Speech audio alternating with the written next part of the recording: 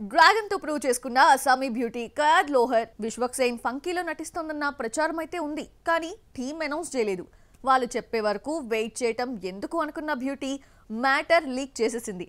అంతేకాదు అనుదీప్ గురించి కొన్ని ఇంట్రెస్టింగ్ కామెంట్స్ చేసింది. కయాద్ లోహర్ కెరియర్ డ్రాగన్ కి ముందు తర్వాత అన్నట్లుగా మారిపోయింది. గతంలో ఆమెని పట్టించుకోని మేకర్స్ డ్రాగన్ తో యూత్ క్రష్ గా మారడంతో వరుస ఛాన్సులని కట్టపెడుతున్నారు. ప్రెజెంట్ 4-5 ప్రాజెక్టులతో బిజీగా ఉన్న అస్సామీ బ్యూటీ విశ్వక్సేన్ అనుదీప్ కాంబోలో తెరకెక్కుతున్న ఫంకీలో కయాదు నటిస్తోందని సమాచారం. అనుదీప్ మూవీలో నటిస్తున్నానని చెప్పేసిన కయాద్ లోహర్ కామెడీ సినిమాలు నటించడం చాలా కష్టమని చెప్పుకొచ్చింది.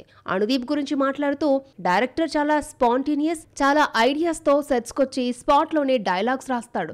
ఆ డైలాగ్స్ నేర్చుకునే లోపు 5 నిమిషాల్లో మరొక హిలేరియస్ డైలాగ్ తో వస్తాడు. అలా డైలాగ్స్ చేంజ్ అవుతూనే ఉంటాయి. ఆటోమేటిక్ గా కామెడీ చేంజ్ అవుతుంది. నా భాషలో కామెడీని చేయడం తేలికే, కానీ ఇతర భాషల్లో అర్థం చేసుకుని కామెడీ పండించడం కష్టమని చెప్పుకొచ్చింది కయాద్. కంప్లైంట్ చేసినట్లే చేసి కాంప్లిమెంట్ ఇచ్చింది కయాద్.